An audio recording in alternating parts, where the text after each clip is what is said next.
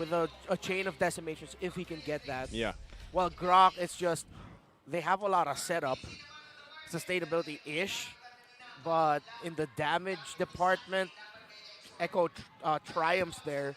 But if RSG just plays it right, they provided a lot of space for Eman.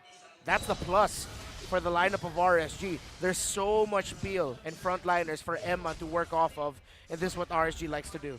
Wow. Okay, RSG with an early leash there for Irad and the young goat, Carl Teasy, showing off on our screens here. Meanwhile, up top, Sanford and Nats. Almost low HP for these XP laners. Still Echo gaining control of the river, and they want to get this Lethal Wanderer in for this one. But so far, it's 3 members here for RSG holding this area. But who gets it? It's... Okay, it's Exort for that one. Yeah, I think even for this, right, for Irad to make this Grok work, he's got to expect this from Carl Teasy, right? At least pretty much kind of shoving Carl Teasy into the jungle of Irad, kind of forcing those skirmishes, those situations that are uncomfortable for him. So Irad really, at the end of the day, has to just kind of plan himself there for those objectives. That's exactly what his kind of job to do, and then just go in for that wild charge, even a Hail Mary, right? That might be him and Light really kind of setting the pace for those team fights. Whereas, yeah, like you mentioned, Renmar, Decimate City might be a problem for RSG to be in. Yeah, because RSG they drafted their lineup eventually to just make it shine for Eman. Echo's lineup can rotate frequently at just 2. They can send multiple different members of 2 players to just get kills all around the map. No, well, right now, Speaking of which, Turtle has spawned here. 2 versus 1 on the top side. Nav still doing work so far. Sanji not going to be able to get the rough waves the way he wants to. Irad, though, able to steal the Turtle away. Now running for the hills here. Does not have the wild charge available. Going to be waiting for the team. There's a lockdown, though. Light comes in. Nice rage setup with the Tyrant's Rage. First blood. Go in the hands of Naz. Sanford will grab a kill, but it's a double for Naz. Still working. Not going to be able to survive that one. And Sanford will fall as well. It's a trade for both teams here.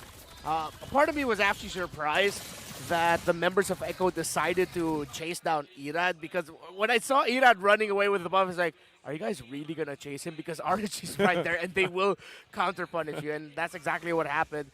2 kills there for Nats, but it's still close enough that it wasn't a major blunder there by Echo. Just boiled down to RSG read the situation really well and made the right call to help out Irad there. yeah, because we were talking about how Echo could respawn early and faster, so RSG's using that potential to utilize on who is going to take the bait first. So those moments that they can use delays Echo's progress to get proper items in. But most of the time, it's the reinforcement in the rotation of Nats aiding everybody on the map, which is very, very important to aid those missing damages as of this point in time of the game. See there, Corrosion Scythe already picked up by Eman. 1 item down for the Bottom marksman lane. of RSG. A lot of bodies here down in the bottom. May be able to find anyone though, but just Echo getting a little bit more forward vision, preparing for the turtle spawning in 22. Okay, seems like they're eyeing on pressuring Light and Eman down bottom. Oh, Sanford almost took a hit down there. But now 10 seconds for the second turtle, and Echo is setting up a one-way to control the river. Meanwhile, Irad and Light is here as well to contest this one. Yeah, Echo will be able to start this. Tyrant's Revenge is still on cooldown. Yaoi goes in. Now we go in with the Flicker Bloody Hunt combo. Sanji making quick work of Irad. That's going to be an easy turtle now for Echo to go ahead and secure. RSG just getting some vision there. Don't want to commit to anything. And so that is a showing of just how bursty they can be. A hook going to land from Yaoi, but Exort going to be just fine there. Once again, you know, Echo showing that they have the tools they need to pick people off. Yeah, speaking of tools, there's a lot of knockups here Sanji's been doing and aiding Yaoi in getting those pickoffs well. And now the answer is the items would really be in time for Benecutie to work for, because that's the damage they need. With those kind of deadly pickups that they can do, they could freely go around and be aggressive on the map of RSG. Yeah, and you see it here. 3-man versus 1. That's down. Oh, Navs gonna be just fine. Salt 4 now. Exor there. Join him. Navs will fall even with the tenacity. Yawi, though, will go down to the turret. Exor able to get that kill, but Tier 1 will fall. Meanwhile, on the top side, it's a 2 versus 1 here as well. Sanford gonna be just fine, though. Emon trying to run. Vengeance used as well. Emon on the run. Carl TZ looking for a sandwich play here. Looking to get that decimate off, but might not be able to find it just yet. Decides to just go ahead and take some resources. All right, so mirror rotations by both teams. Both XP laners were the targets, but it's Echo comes out on top. And a pick off! Sanji. That's a clean take there. That's what you expect. Once again, the Kadena was locked into the first phase, and that's exactly why. As we take a little breather here, that's what we're talking about. The pick-off potential, especially with a Kadena across from you to pop up, find that burst, especially early on. Yeah, and I just want to point out something in the bottom lane. Yawi getting taken down by the turret.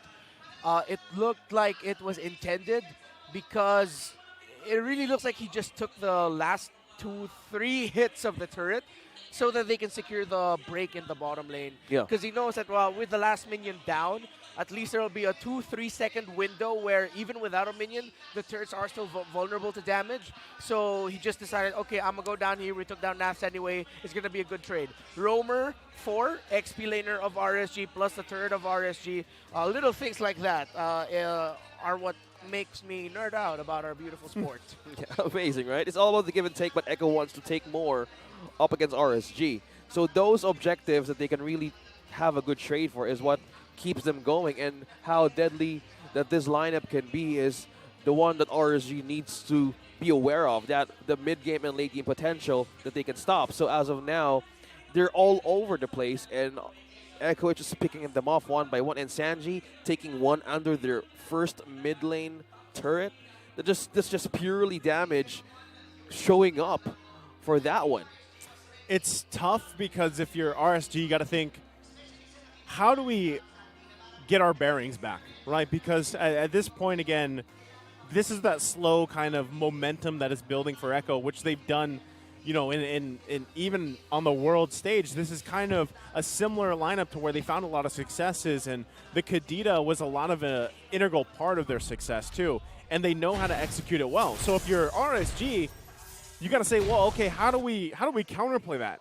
And sometimes when it's a Kadena you're dealing with, especially with this kind of lead already, it's tough to answer that, right? And you kind of are forced to either play very defensively and not make those kind of moments, especially around these objectives. Now that we get to the last turtle of the game, you're constantly worried about the Kadena. But if you can actually survive that, and the Petrify is not there, the burst isn't there, then you can find that upper hand you're looking for. You know, they're not down too far from here, but it might even be better if RSG is like, you know what, let's just give up this turtle.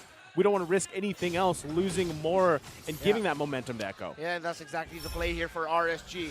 Well, here comes a concealed play by Yawi just to find information. A free one for Echo. They play it safe. You see here, RSG have adjusted their priorities. It's now help Emon, but Sanford finds him. Already, look at that Emon. Just getting whittled down. Sanford didn't have to do much there. So now Emon down. Echo making their way top side. Benny Cutie also around the orange buff. Another lockdown. Erad will fall. And this is exactly what I was talking about. The momentum full force now for Echo. And they spotted more than one member away or out of RSG in their own camp. Just the damage department right now is really showing for Echo, and they're taking this first turret of RSG, and up top is one for the cleanup. Great calls across the map there for Echo. You see here, RSG, you pose the question, what do they need to do to find their bearings? It seems like they're still looking for it. They're struggling right now. That felt like a bit of an overzealous commitment to just try and clear minion waves and get farm for Emon up top. He knew Sanford was there, but, well, with the ultimate up for Sanford, the Vengeance as well, heck yeah, that carry is going to bite the bullet there. So now it's a 4K goal lead that has ballooned. It's now just bide time for Eman, which is exactly what we pointed out during the draft, that at this point it's just a lineup built for Eman. Will Echo give RSG the time for the carry to catch up? That was the big question. It's a two-level gap, and Benny QD already has a Malefic Roar on him. Yeah, and as you guys mentioned, it's most likely this is the invade composition of RSG. With all the invade stuff happening, how would you evade a burst from Sanji and the entrance of Sanford? So with this, a catch from Light would really mean something here, or even a bump for the wild shards of Erad. Because again, Nats has a changing final slash. All they need to do is possibly utilize those team fights and have a good way to divide them, but I think that might not happen. Emon in a sticky situation, not going to be able to get away from it, so a bunch of firepower has now been lost for the Raiders, and they know it. And they're going to have to give up the first Lord of the game, plus some space around the map to work with. RSG struggling here. Very questionable positioning from Emon, not expecting Echo to be where they were exactly. Sharp, very sharp response there by Echo for big miscalculation there by RSG. Let's see what they can do to recover. At this point, they're just getting outplayed. It is one of the games where I can say it is an outdraft. Even worse so is that they were outplayed. Decision-making, execution, the timings, most importantly, of their rotations and engagements. Echo here have punished RSG after RSG kept it somewhat close in the early game. Looked like it could have been anyone's game, but Echo, once they found an opening, RSG have just crumbled and still trying to find those bearings. Well, if that bearing needs to be on the right gear here, RSG would need to see someone out in the open. Gonna get the hook. Okay. Control Position revealed. And the Grok. Yeah, gonna be just fine.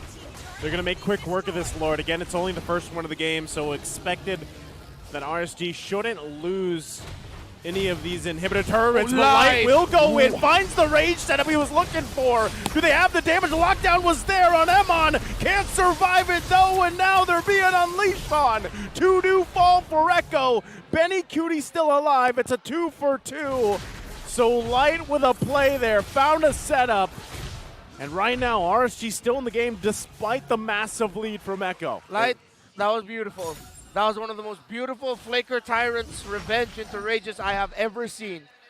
It's like that is familiarity and understanding, knowing because of the vision provided earlier, that was just a massive estimation that was perfect. Familiarity against your opponents. One of the plays of the playoffs, biggest plays of the playoffs so far by Light. It helped RSG survive another day.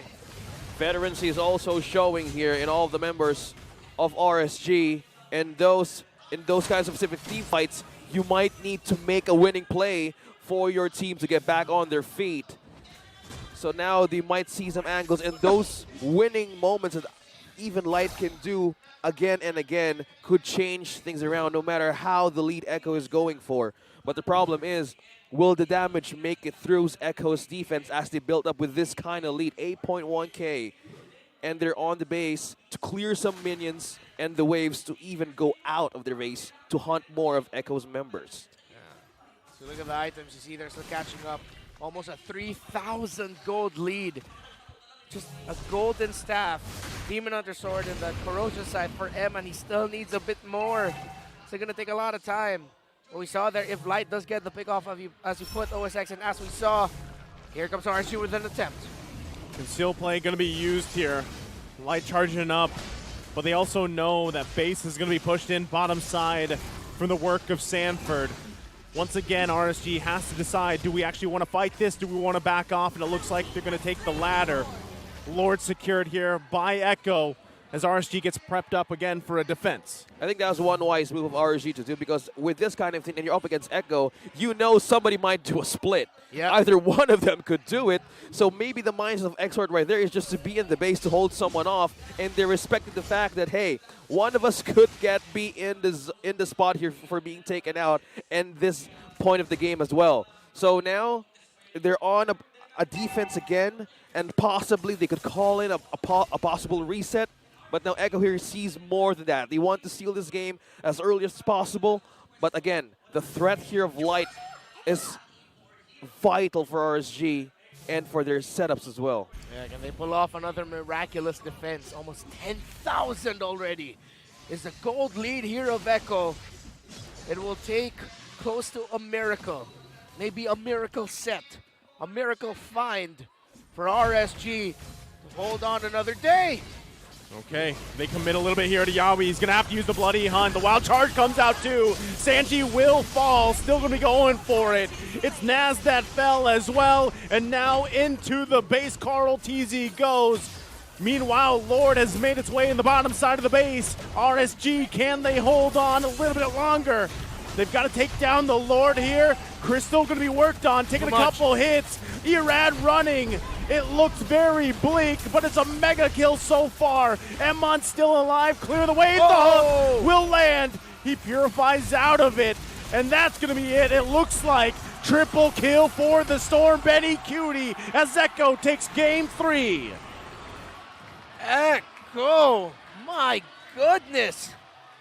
A decimation of RSG in this crucial game number 3. The World Champs are now at match point. And just as that, they manage to tie things around up against the Kings of Sea. There was more hope there that I saw back in that game. We saw Light in the back lines.